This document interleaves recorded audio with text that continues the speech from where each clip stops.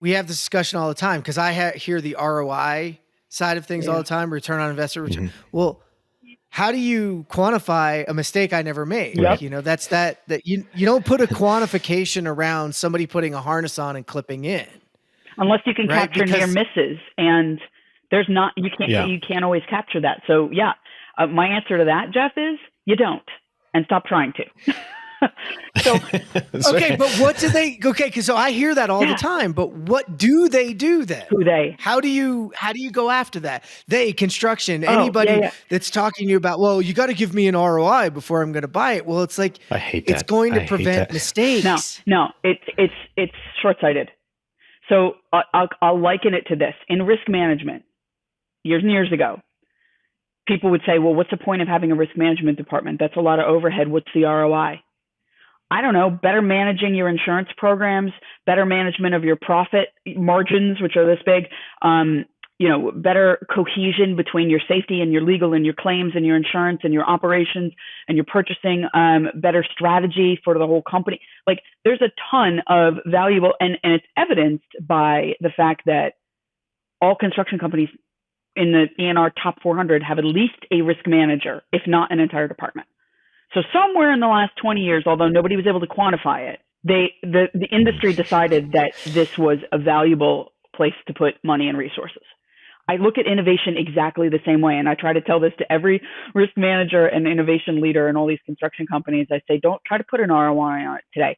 And if I talk with a slew of risk managers, I say to them, and most of them have been in the industry for a while, right? You go, 20 years ago, could you have put an ROI on risk management? No. Can you now? Oh yeah. It's intrinsic, if not quantifiable. Innovation will be the same way, and we have to have the same leap of faith. We can't just say, I've always done it this way, and it's we'll be fine. Sure, you'll be fine till all your peers are doing it that way, and then you're left behind. So let me know how that works out for you. Yeah. Well, it's kind of interesting that you put it that way, because I think that, like Jeff pointed out, we always hear those things, and you are starting to see a proliferation of people with titles like mine throughout the construction industry. Yet when it comes, so they'll put someone like me in that position, but then nitpick every choice and decision still throughout the entire process because they're still looking for that ROI. So it's like they kind of get to that right mindset. But then they get stuck. Like, okay, well, I have this person in this role and they want to spend $75,000 on the software. I don't see the ROI. And we're back to that same conversation. And it's kind of funny to me a little bit too, because as you pointed out through this whole conversation, like it's construction is a risk game. And we're willing to take on the risk from a project standpoint, but not from a processes standpoint a lot of times. Well, sometimes that's because we can't charge that back to the owner. That's good. That's a great point. It is a great point. The risk you can charge to the owner. The operational risk of getting a new estimating platform, you can't really charge that back to an owner. The capital investment. That's a great point, right? But yeah, look, it's the same everywhere though. So this is not unique to construction. I'm an innovation leader in an insurance company. And they say, what's the ROI on that? And so what we have to be mindful of as a whole industry, as a business world, is that you can't simply hire somebody and say, okay, you're now the leader of innovation, go innovate. I need support. I need resources. I need, at the very least, the backing of the C-suite. If not, this is my shameless plug, I think there should always be a chief risk officer at the C-suite table and a chief innovation officer at the C-suite table, because wherever they report into that is not directly to the CEO will influence their remit.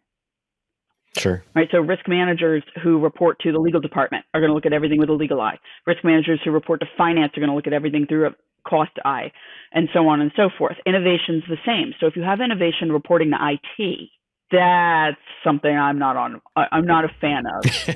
Here's why. IT's job is to be a service desk there to optimize your ability to perform your job. They are to fix problems, and they are to keep costs down. That is not what innovation is doing. Plus, you stick innovation in the bucket of technology, which is not a ubiquitous. Those two words are not interchangeable. So I guess what I'm saying is we're both in the unique positions of being like, okay, well, I'm an innovation leader and I can only lead if I'm given the support to pursue things that fail. Innovation is about how many things can we fail at till we find the right yes. And if your leadership's not okay with that, then maybe you better pause on hiring an innovation leader, right? Until you can give them the resources. Otherwise, you set them up to fail.